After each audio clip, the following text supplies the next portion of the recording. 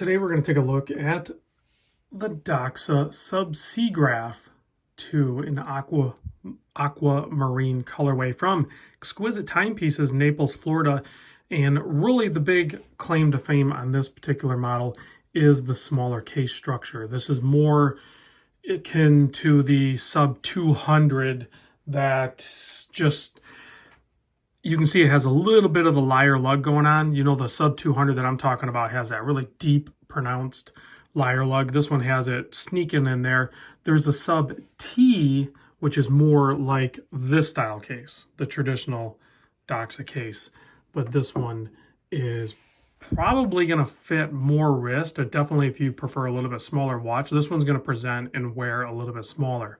So here's the hang tag with the part number. I will provide a direct link to Exquisite Timepieces, the authorized dealer of Doxa, and over 60 other brands. Actually, yeah, I can share this now. Yeah, they have Tudor now as well. So hopefully I'll get in some Tudor watches from Exquisite to share with you guys as well. But I suspect those are going to be pretty fast movers initially anyway, and then it might slow down, and then I can get my hands on videoing some of them. Well, let's get into the measurements. I grabbed a couple of them for you here because I grabbed the total width, which really isn't fair because this whole right side is kind of like a crown guard. But I grabbed the total width from there to there, and it's 42.17. Then I grabbed a measurement of just the bezel, and that's 40 millimeter.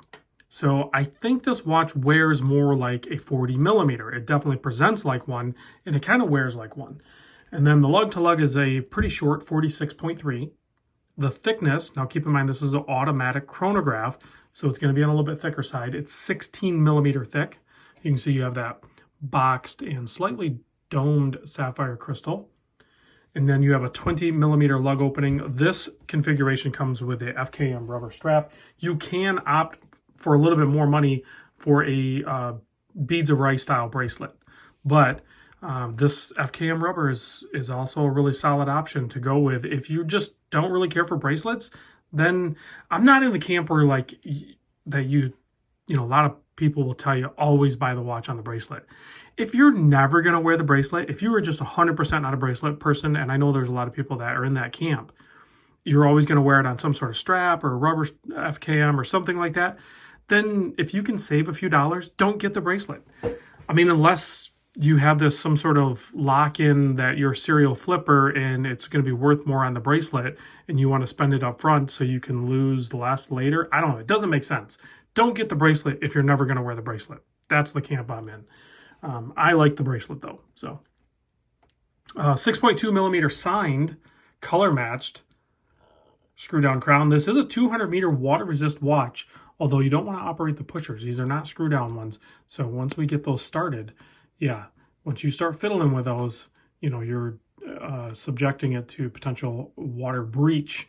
So don't use those while underwater. You have 120 click full metal bezel. It is a metal bezel insert with a metal bezel. As you can see, it has that classic iconic Doxa shape to the teeth on it. Excellent bezel action, very solid, no play, and it just works like you would expect a proper dive watch to do so. It doesn't have the crazy graduation stuff that, you know, my Doxa has, the Sub 300. Yeah, that's what this is. It has more of just a traditional diving bezel. So inside is the automatic Sellita SW510. Very similar to like a Valjoux. It has the 3 register. You have your running seconds.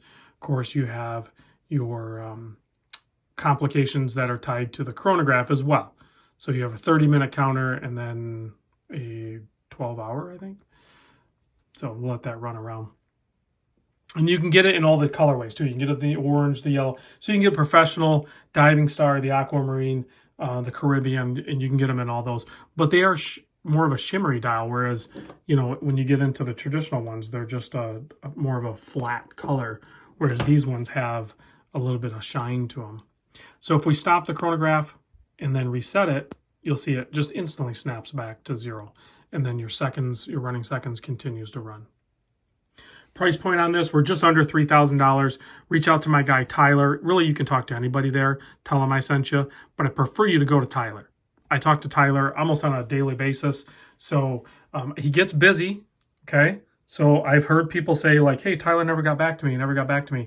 Cut him a little bit of slack, you know, reach out to him, be patient, and I think you'll be happy with the communication.